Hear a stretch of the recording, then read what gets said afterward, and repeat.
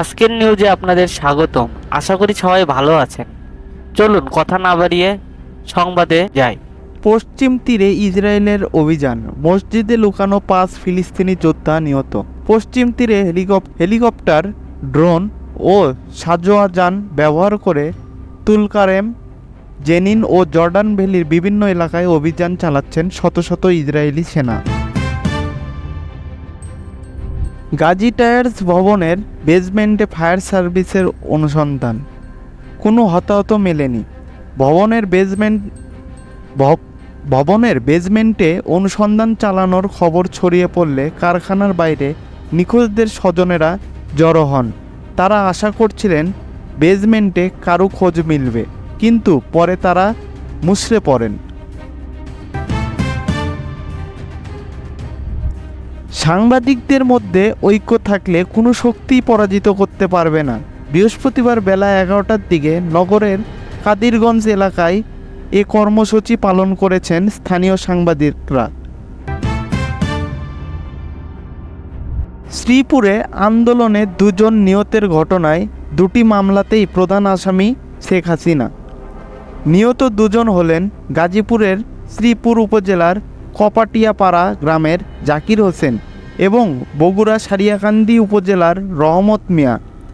তারা 5 আগস্ট গুলিবদ্ধ হয়ে মারা যান। গুম বিরোধী আন্তর্জাতিক সনদে স্বাক্ষর করেছে বাংলাদেশ। সৈয়দ রিজওয়ানা হাসান বলেন, আর যেন কেউ কখনো নিজের ক্ষমতা কুক্ষিগত করতে না পারে, কোনো বাহিনীকে দিয়ে কোনো পদ্ধতির মাধ্যমে নাগরিকদের গুম করতে না পারে। এজন্য গুম বিরোধী আন্তর্জাতিক সনদে আমরা সবাই স্বাক্ষর করেছি।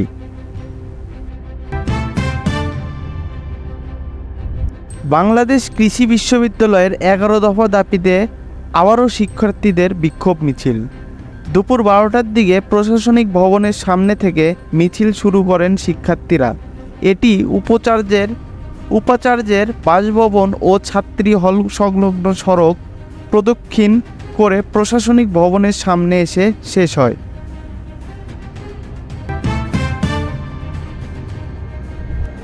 বঙ্গবন্ধু পরিবারের সদস্যরা বিশেষ নিরাপত্তা পাবেন না।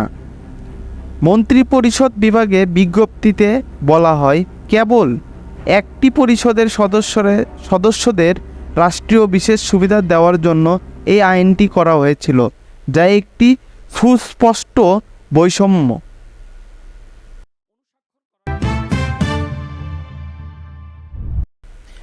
নোয়াখালীতে ধীরে ধীরে নামছে বন্যার পানি, বাড়ছে পানিবন্দী মানুষের সংখ্যা। আজ সকালে সরজমিনে জেলা শহরের জামে মসজিদ মোড়, চিফ জুডিশিয়াল ম্যাজিস্ট্রেট ভবন ও জেলা জজ আদালত সড়কের হাঁটুর কাছাকাছি পানি দেখা গেছে। এ ধরনের নতুন নতুন খবর পেতে আমাদের চ্যানেলটিকে সাবস্ক্রাইব করে বেল আইকনে ক্লিক করুন। দেখা হচ্ছে আগামী পর্বে। সে পর্যন্ত ভালো থাকুন, সুস্থ থাকুন। ধন্যবাদ।